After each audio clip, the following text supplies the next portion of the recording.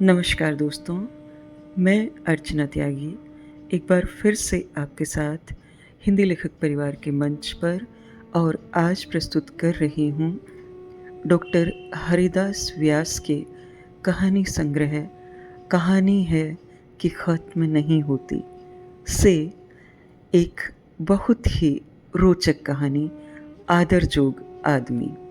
तो प्रस्तुत करती हूँ यह कहानी।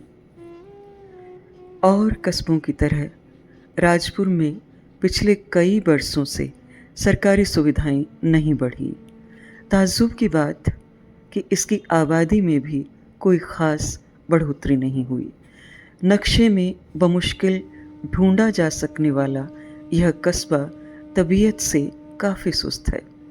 प्रतियोगिता और महत्वाकांक्षा की कोई भी चिंगारी यहाँ दिखाई नहीं देती। इसकी ज़मीन की तरह इसके आकाश में भी अक्सर कोई हलचल नहीं होती।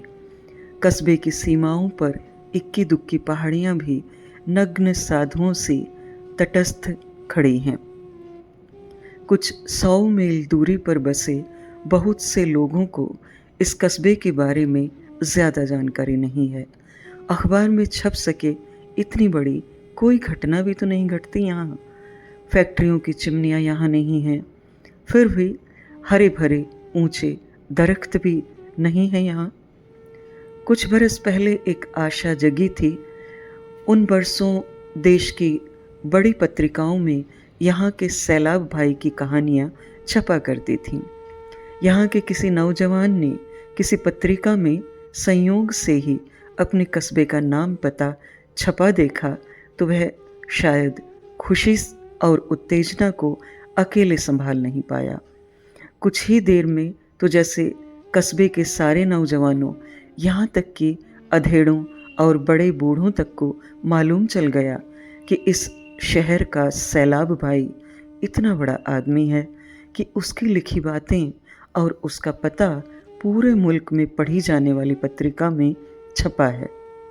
सबके चेहरों पर इस सूचना से आई खुशी साफ दिखाई दे रही थी, पर उन्हें अफसोस भी था कि बरसों से अपने बीच रहने वाले इतने काबिल आदमी के बारे में कस्बे भर को कोई जानकारी नहीं थी।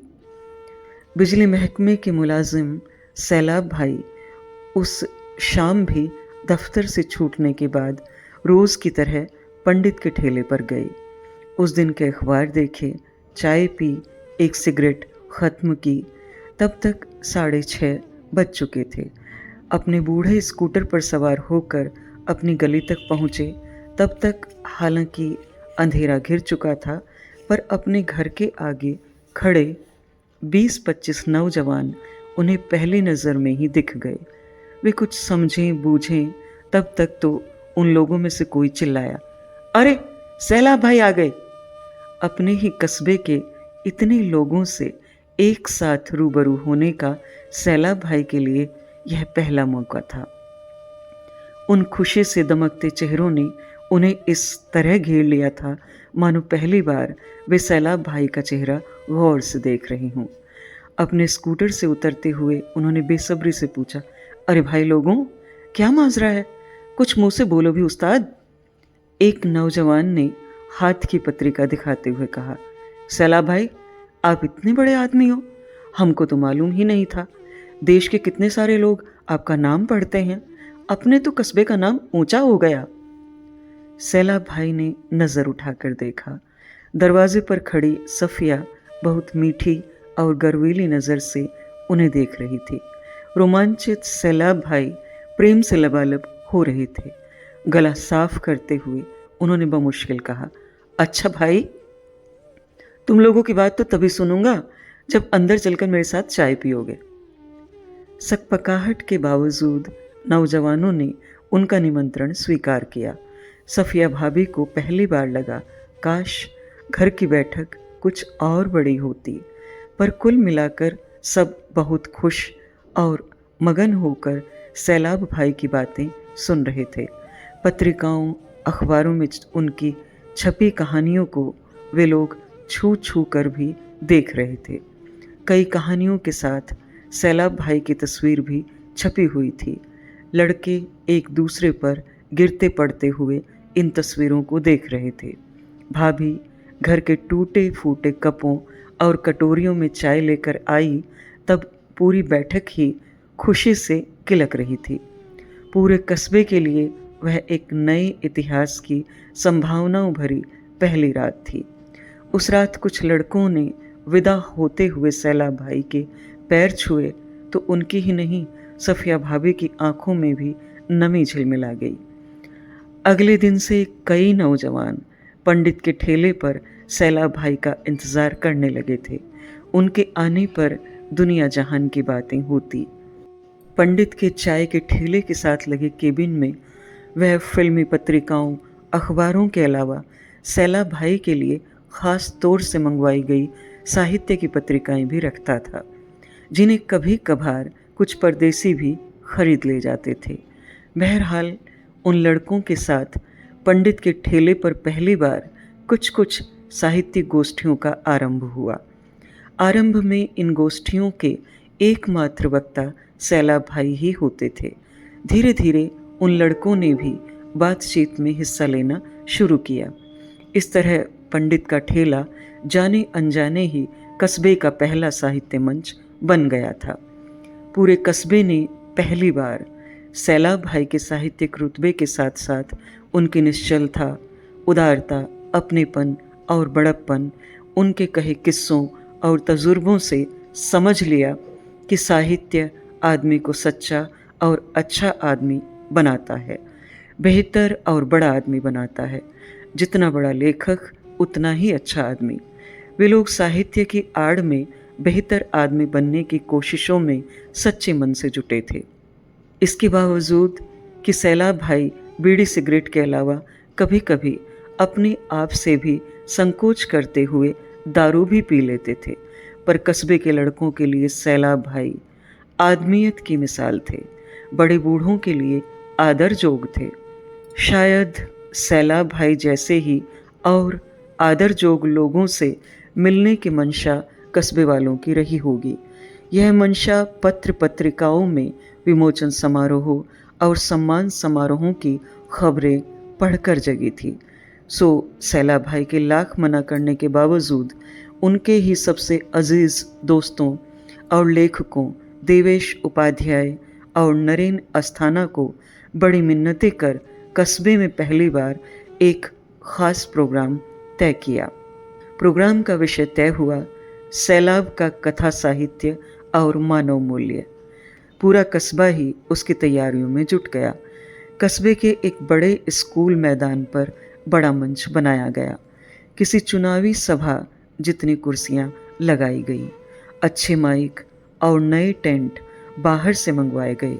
सैलाब भाई के फ़ोटो वाले बड़े होर्डिंग कई चौराहों, बस स्टैंड और बड़ी बिल्डिंगों पर लगा दिए गए। कस्बे के इतिहास में ऐसे जोशो खरोश के साथ यह पहला प्रोग्राम होने जा रहा था। हर कोई इसकी तैयारी में जुटा था। जगह जगह पर लोग उत्साह से सैलाब भाई और इस प्रोग्राम की चर्चा कर रहे थे।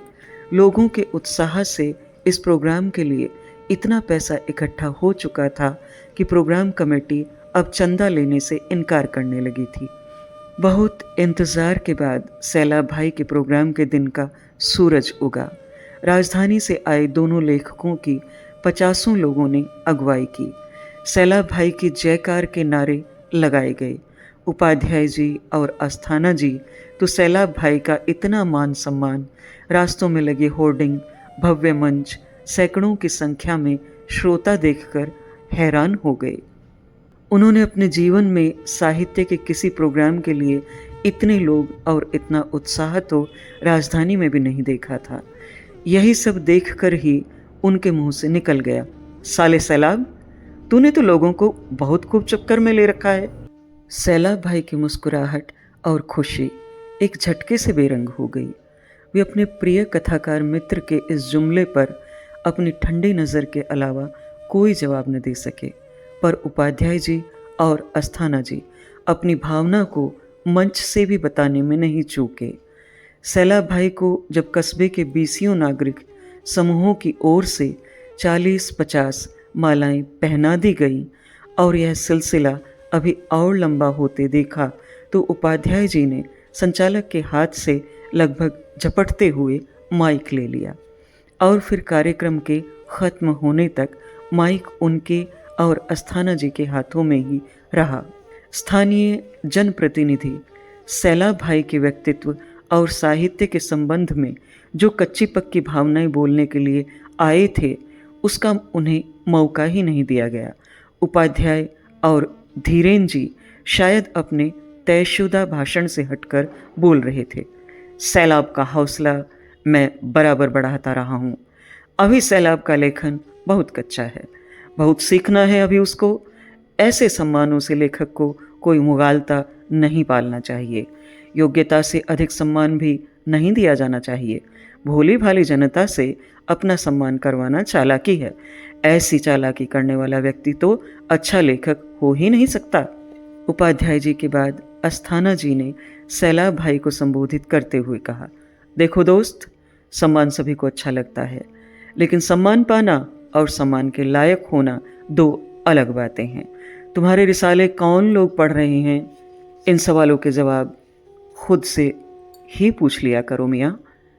फिर खचाखच भरे पंडाल की ओर इशारा करते हुए कहा, नेताओं की तरह भीड़ इकट्ठा करा लेने से कोई बड़ा अदीब नहीं बन जाता।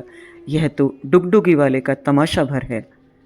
पता नहीं हुड़दंग कैसे शुरू हुआ। सन्नाटे में गूंजते राजधानी के मेहमानों के शब्दों से, सैलाब भाई की बेइज्जती करती हुई बातों से पूरे पंडाल की हवा में मानो एक घुटन सी भर गई थी। तभी एक नौजवान अपनी जगह से खड़ा होकर माइक से भी तेज आवाज में बोला, खामोश। यह एक शब्द कई पलों तक ठसाठस भरे विशाल पंडाल में पसरे हुए सन्नाटे में गूंजता रहा। कुछ पलों के लिए जैसे हवा, समय, सब कुछ थम गए और फिर अचानक कई नौजवान मंच की ओर दौड़ पड़े। उस समय सैलाब भाई ही उपाध्याय और अस्थाना जी को भीड़ से बमुश्किल बचाकर होटल ले जा पाए। हुड़दंग से डरे उपाध्याय जी होटल में सुरक्षित पहुंचते ही अब डर से उबर कर सैलाब भाई पर बरस पड़े। गुस्से में उन्होंने सैलाब भाई को 2 बोतल रेड वाइन और मुर्गा लाने का आदेश दिया। ज्यों ज्यों शराब उनके हलक से नीचे उतर रही थी, उनके मुंह से सैलाब भाई के लिए गालियों की बौछार बढ़ रही थी। बेचारे सैलाब भाई दोहरी मुसीबत में थे। एक ओर तो उपाध्याय जी को संभाल रहे थे, दूसरी ओर उपाध्याय जी की गालियों से भड़क रहे अपने विश्वास पात्र नौजवानों को भी संभालना पड़ रहा था। अस्थाना जी तटस्थ भाव से अपना गिलास भरते जा रहे थे और बीच बीच में बहकते हुए बड़बड़ा रहे थे, सैलाब, तूने हमें यहाँ बुलाकर हमारी तौहीन कर दी। तू इसका नतीजा भुगतेगा। तुझे हम छोड़ेंगे नहीं। उपाध्याय जी सैलाब को फुहश गालियाँ देते हुए कह रहे थे, साले, तू दिल्ली आके देखना, 2 टके के हराम में सलाम। रात के 12 बज चुके थे।